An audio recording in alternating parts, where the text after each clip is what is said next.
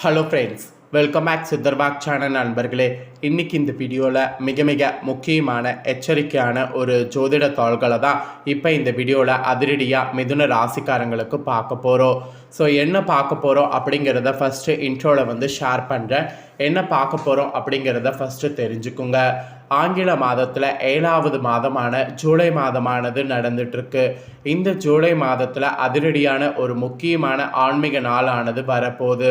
அதுதான் ஜூலையுடைய 10ஆம் தேதி அன்னைக்கு. தமிழ் மாதம் பார்த்திங்கன்னு வச்சுக்கோங்களேன், 3வது மாதமான ஆனி மாதத்துடைய மிகவும் முக்கியமான 26ஆம் நாள். அதே போல் கிழமை அன்னைக்கு வியாழக்கிழமை. இந்த நாள் ஒரு சாதாரணமான நாள் கிடையாது, மிகவும் முக்கியமான நாள் என்று சொல்லலாம். அப்படி என்னடா முக்கியமான நாள் அப்படின்னு கேட்குறீங்களா? இந்த நாள் பௌர்ணமியானது வருது. வரக்கூடிய பௌர்ணமி ஆனி மாதத்தில் வரக்கூடிய பௌர்ணமி. இது ஒரு சாதாரண பௌர்ணமி கிடையாது, மிகவும் முக்கியமான சக்தி வாய்ந்த பௌர்ணமி. இந்த பௌர்ணமி அன்னைக்கு கிரகநிலைகளில் ஏற்படக்கூடிய மாற்றங்களால் ஒவ்வொரு ராசிக்காரங்களுக்கும் தலையெழுத்து மாறும். அப்படி மாறக்கூடிய தலையெழுத்தை அந்தந்த ராசிக்காரங்களுக்கு ராசி பலனாக எக்ஸ்பிளைன் பண்ணிட்டு வரேன். அதில் இன்றைக்கி இந்த வீடியோவில் மிதுன ராசிக்காரங்களுக்கு எக்ஸ்பிளைன் பண்ண போகிறேன். மிதுனம் ராசியில் பிறந்தவங்க உங்களோட ராசிக்கு என்ன மாதிரியான பலன் கிடைக்கும் அப்படிங்கிறத இந்த வீடியோவில் தெரிஞ்சுக்குங்க. ஸோ தெரிஞ்சு அதற்கேற்ப நடந்து பலன் பெறுங்க. ஸோ மிதுன ராசிக்காரங்க கிரகநிலைகளால் இந்த பௌர்ணமியிலேருந்து உங்களுக்கு அதிர்ஷ்டமாக ஆபத்தாங்கிறத கிளியராக ஷேர் பண்ணுறேன். உங்களோட ராசிக்கு என்னெல்லாம் நடக்கும் அப்படிங்கிறத தெளிவாக இந்த வீடியோவில் தெரிஞ்சுக்குங்க. ஸோ தெரிஞ்சு அதற்கேற்ப நடந்து பலன் பெறுங்க. அதுக்கு முன்னாடி இந்த பௌர்ணமி ஒரு சாதாரண பௌர்ணமி கிடையாது. இந்த பௌர்ணமி மற்ற பௌர்ணமி காட்டிலும் ரொம்ப சக்தி வாய்ந்த பௌர்ணமி. ஆக்சுவலி பௌர்ணமினாவே பிரபஞ்சத்தில் சக்தி நிறைந்த நாளுங்க. அதில் ஆனி மாத பௌர்ணமி எக்ஸ்ட்ரா சக்தி நிறைந்த நாளுங்க. இந்த சக்தி நிறைந்த நாளில் நாம் பண்ண வேண்டிய ஆன்மீக ரீதியான பரிகாரம் ஃபஸ்ட்டு சொல்கிறேன். ஆன்மீக ரீதியான பரிகாரம் ஃபஸ்ட்டு தெரிஞ்சுக்குங்க. அதுக்கப்புறம் கிரகநிலைகளால் உங்களோட ராசிக்கு என்ன பலன் கிடைக்குங்கிறத பார்க்கலாம். ஃபஸ்ட்டு ஆன்மீக ரீதியாக ஆனி பௌர்ணமி அன்னைக்கு இவற்றை மறக்காமல் செய்திங்கன்னா அற்புதமான பலன் நீங்கள் பெற முடியும். எவற்றை மறக்காமல் செய்தால் அற்புதமான பலன் பெறலாம் அப்படிங்கிறத உங்களுக்கு ஷேர் பண்ணுறேன். என்னங்கிறத தெளிவாக இந்த வீடியோவில் தெரிஞ்சு பயன்பெறுங்க. தை மாதத்தில் சூரியன் உத்தராயணம் எனப்படக்கூடிய வடக்கு நோக்கிய தனது பயணத்தை துவங்குவார். அந்த சூரியனுடைய வடக்கு திசை நோக்கிய பயணத்தின் இறுதி மாதமாக ஆனி மாதம் இருக்கிறது. ஆக்சுவலி தமிழ் வருட கணக்கின்படி சித்திர வைகாசி அடுத்து 3வது மாதமாக இந்த ஆனி மாதம் வருகிறது. இந்த ஆனி மாதம் பல ஆன்மீக முக்கியத்துவம் வாய்ந்த விழாக்கள் தினங்கள் கொண்ட மாதமாக இருக்கு. ஸோ இந்த மாதத்தில் வரக்கூடிய ஒரு சிறப்பான நாள் தான் ஆனி பௌர்ணமி. இந்த ஆனி பௌர்ணமி தினத்தில் நாம் செய்ய வேண்டியது என்ன என்பதையும் அதனால் நமக்கு கிடைக்கக்கூடிய பலன்கள் என்ன என்பதையும் சொல்ல போகிறேன். ஸோ தெளிவாக இந்த வீடியோவில் மிதுன ராசிக்காரங்க அதை தெரிந்து கொண்டு பயன்பெறுங்க. இந்த ஆனி மாத பௌர்ணமி தினம் பொதுவாக கேட்டை நட்சத்திரத்தில் தினத்தில் வரும். ஆனி மாத பௌர்ணமி தினத்தில் இந்த நாள் அன்னைக்கு காரைக்காலில் ரொம்பவே சிறப்பாக இருக்கக்கூடிய காரைக்கால் அம்மையாருடைய தெய்வீக ஆற்றலை போற்றக்கூடிய விதமாக வருடந்தோறும் மாங்கனி திருவிழா நடைபெறும். மேலும் கோவில்களில் இறைவனுக்கு முக்கணி படைத்து பூஜைகள் மற்றும் வழிபாடுகள் செய்யப்படும். ஆனி பௌர்ணமியில் உங்களுடைய இஷ்ட தெய்வங்களுக்கான பூஜைகள் வழிபாடுகள் செய்வது மிகவும் சிறந்த பலனை உங்களுக்கு அளிக்கும். இத்தகைய சிறப்பு வாய்ந்த இந்த ஆனி பௌர்ணமி தினத்தில் நீங்கள் என்ன பண்ணணுன்னா, அதிகாலையில் எழுந்து குளித்து முடித்துடணும். அதுக்கப்புறம் காலை முதல் மாலை வரை உணவு எதுவும் உண்ணாமல் விரதம் இருக்கணும்.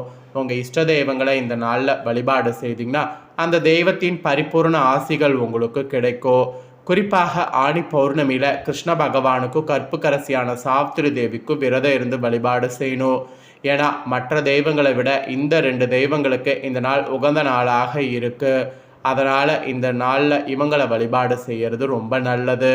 முன்னிரவு வேளையிலே வானில் தோன்றக்கூடிய சந்திர பகவானை தரிசித்து வழிபாடு செய்கிறது மிகவும் சிறந்தது. இந்த ஆனி பௌர்ணமி தினத்தில் இது எல்லாத்துக்கும் மேலே கிரிவலம் வரலாம்.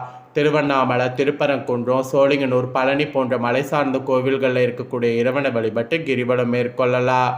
ஆக மொத்தம் ஆனி பௌர்ணமி ஒரு சிறப்பான பௌர்ணமிங்கிறத தெரிஞ்சுக்குங்க. ஆனி பௌர்ணமி தினத்தில் கோவில்களில் பக்தர்கள் அருந்துவதற்கு பழச்சாறு போன்றவற்றை தானம் செய்வது கூட நல்லது. ஆனி மாத பௌர்ணமியில் மேற்கூறிய முறையில் விரதம் இருந்து தெய்வங்களுக்கு பூஜை செய்து வழிபாடு செய்யக்கூடிய உங்கள் அத்தனை பேருக்கும் ஐஸ்வர்யங்களானது பெருகும் வாழ்க்கையில். பெண்கள் உங்களுடைய கணவர்களுடைய ஆயுள் பலமானது கூடும். விரும்பிய நபரையே மணமுடிக்கக்கூடிய அமைப்பு உங்களுக்கு உண்டாகும். நீண்ட காலமாக புத்திரப்பாக்கு இல்லாமல் இருக்கக்கூடிய உங்களுக்கு குழந்தை பிறக்கும். மாணவர்கள் நீங்கள் விரும்பிய உயர்கல்வியை கற்கக்கூடிய சூழல் ஏற்படும். கொடிய நோய்களால் பாதிக்கப்பட்டு அதிலிருந்து மீள்வீங்க. உணவு உடை ஆகியவற்றிற்கு கஷ்டப்படக்கூடிய நிலை ஏற்படாது. இந்த மாதிரி பல அதிசயங்கள் உங்களுக்கு நடக்கும். இதெல்லாம் தாங்க உங்களுக்கான பலன்கள் என்பது குறிப்பிடப்பட்டிருக்கு. இப்போ உங்களோட ராசிக்கு பௌர்ணமியிலேருந்து என்ன பலன் கிடைக்குங்கிறத சொல்ல போகிறேன். ஸோ என்ன பலன் கிடைக்குங்கிறத தெளிவாக இந்த வீடியோவில் தெரிஞ்சுக்குங்க. பார்த்ததுமே மற்றவர்களை எடை போட்டு விடக்கூடிய மிதுன ராசி நேயர்களுக்கு இந்த ஆணி மாதத்தில் பௌர்ணமியில் கிரகநிலைகளை ஆராய்ந்து பார்க்கும் பொழுது உங்கள் ராசிநாதன் புதன் விரயஸ்தானத்தில் தனாதிபதி சந்திரனோடு இணைந்திருக்கிறார். எனவே தனவிரயம் ஏற்படும். அதே நேரத்தில் தொழில் ஸ்தானாதிபதி குரு லாபஸ்தானத்தில் இருப்பதால் வருமானம் திருப்திகரமாக இருக்கும். அதற்கேற்ப செலவுகளும் வந்து கொண்டே இருக்கும். சேமிப்பிற்கான சாத்தியக்கூறுகள் இல்லை என்றே சொல்லலாம்.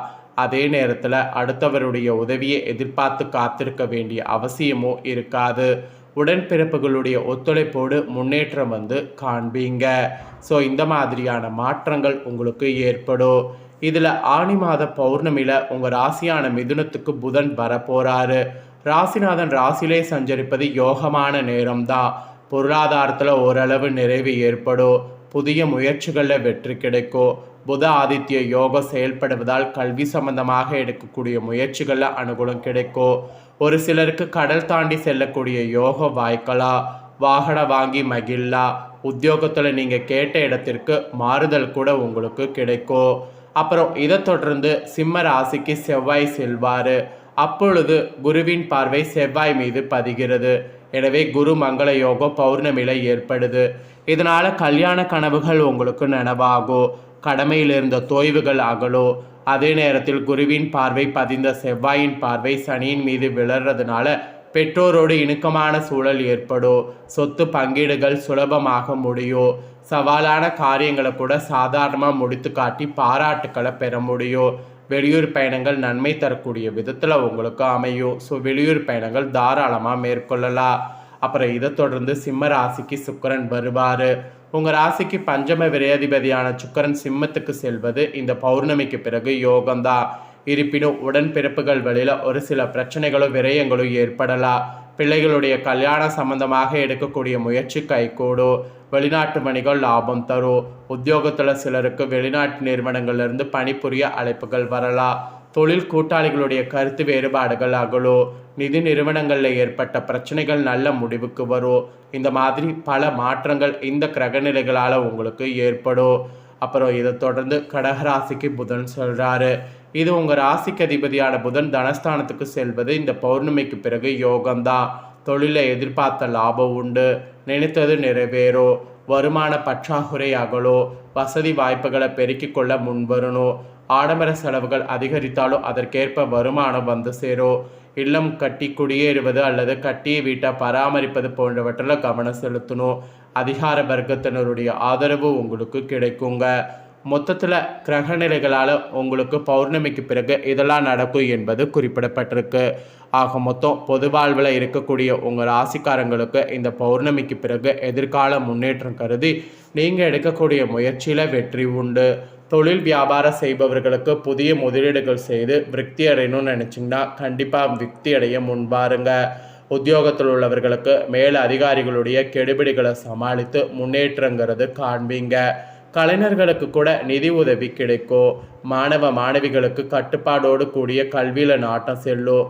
பெண்களுக்கு உடல்நல அக்கறையானது காட்டணும். கட்டுக்கடங்காத செலவுகளால் கவலைகள் அதிகரிக்கும். கணவன் மனைவிகள் அனுசரித்து செல்வது நல்லது. ஸோ இதெல்லாம் தாங்க உங்களுக்கு கிடைக்கக்கூடிய பலன்கள். ஸோ இந்த பலன்களுக்கேற்ப நடந்து பலன் பெறுங்க. இந்த முக்கியமான தாள்களை நீங்கள் இந்த வீடியோவில் பார்த்து தெரிஞ்சு பயனடைஞ்சது போல் உங்கள் ஃப்ரெண்ட்ஸ் ஃபேமிலியில் இருக்கிறவங்களும் பார்த்து தெரிஞ்சு பயனடையணும் அப்படின்னு நினச்சிங்கன்னா வீடியோ லைக் பண்ணி உங்கள் ஃப்ரெண்ட்ஸ் ஃபேமிலிக்கு ஷேர் பண்ணுங்கள். உங்கள் ஃப்ரெண்ட்ஸ் ஃபேமிலியில் இருக்கிறவங்களும் வீடியோ பார்க்கட்டும். அவங்களும் மிதுன ராசிக்காரங்களாக இருந்தாங்கன்னா இந்த தாள்களை தெரிஞ்சு இதற்கேற்ப நடந்து பலனடையட்டும்.